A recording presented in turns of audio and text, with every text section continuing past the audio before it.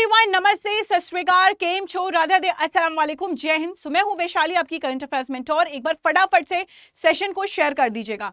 ये सेशन आपके लिए बहुत ज्यादा यूजफुल है if you are very serious for your NDA exam. ये जो सेशन है ये आपकी एनडीए के एग्जाम के साथ साथ other defence exam and also in future अगर आप कोई भी एग्जाम की तैयारी करते हैं तो उसके लिए बहुत ज्यादा यूजफुल रहने वाला है। So I want each one of you कि एक बार आप सेशन को लाइक कर दीजिएगा और अगर आप नए हैं तो इस चैनल को सब्सक्राइब कर दीजिएगा। So let's discuss the 5 tips how you can crack your NDA exam. तो नंबर 1 है नो योर सिलेबस। सबसे ज्यादा जो इंपॉर्टेंट रहता है that is know your exam syllabus. सबसे ज्यादा जो इंपॉर्टेंट है वो है आपका know your exam syllabus.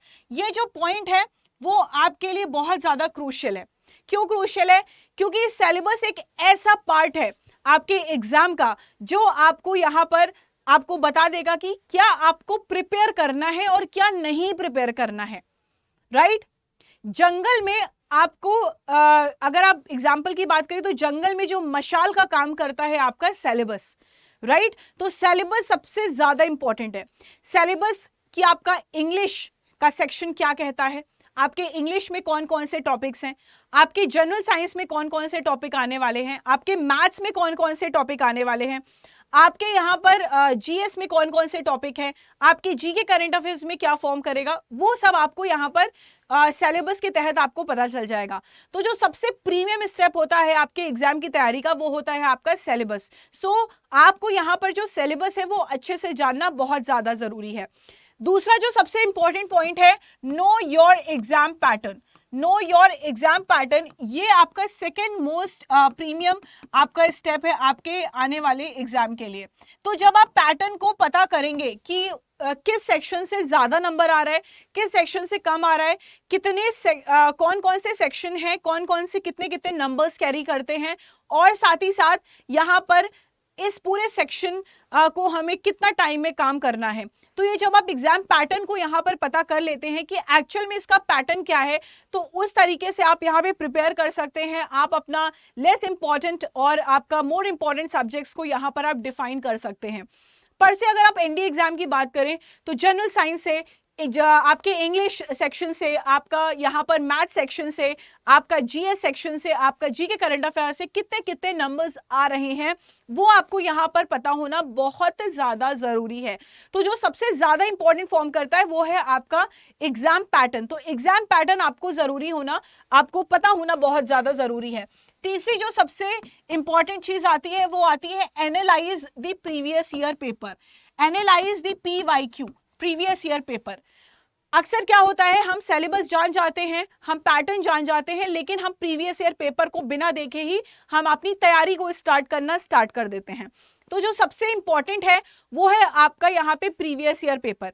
Previous year paper determine करता है कि आपके सिलेबस में से किस सेक्शन किस टॉपिक से आपके ज्यादा यहाँ पर क्वेश्चंस आ रहे हैं, और उस टॉपिक को जब आप अपने सिलेबस को एनालाइज, अपने प्रीवियस ईयर पेपर को आप एनालाइज कर लें तो आप ना एक कॉपी में नोट डाउन कर लें कि ये इंग्लिश से ये टॉपिक इंपॉर्टेंट है, जनरल साइंस से ये टॉपिक इंपॉर्टेंट है, मैथ से ये इंपॉर्टेंट है, जीएस से ये इंपॉर्टेंट है, जी के करंट अफेयर्स के इस तरीके से यहाँ पे क्वेश्चंस आपके पूछे जा रहे हैं। तो सबसे इंपॉर्टेंट जो स्टेप है वो है आपका to analyse the previous year paper.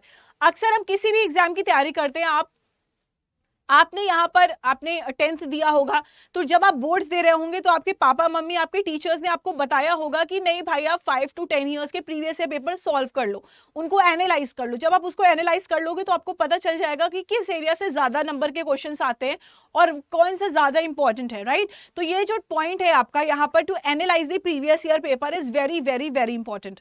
तो एनालाइज कर लो प्रीवियस ईयर पेपर को, note down the important topics which are being asked in the exam. Right?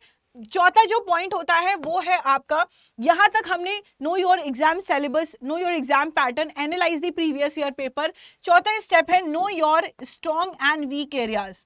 Know your strong and weak areas, ये सबसे ज्यादा इंपॉर्टेंट है। क्यों इंपॉर्टेंट है?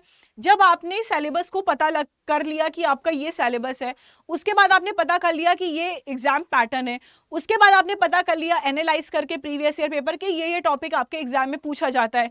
अब आप पता करो कि आपका स्ट्रॉन्ग एरिया कौन सा है। पर से आपकी इंग्लिश वीक है तो आपका मैथ्स स्ट्रॉन्ग होगा, अगर आपकी मैथ्स वीक है तो आपका जीके करंट अफेयर स्ट्रॉन्ग होगा। मतलब मैं एक बात बता रही हूं कि आपका कौन सा स्ट्रॉन्ग है, कौन सा वीक है। जो आपका वीक है उसको आप लेवल तक लाने की कोशिश करो कि आपका नंबर यहां से ना कटे, और जो स्ट्रॉन्ग है उसमें ऐसा कर लो कि यहां से आपका नंबर जाए ना, राइट। तो ये जो पॉइंट है ना कि आप किस तरीके से आप अपने स्ट्रॉन्ग एरियाज वीक एरियाज को इंप्रूव करके आप उस लेवल तक पहुंच सकते हो।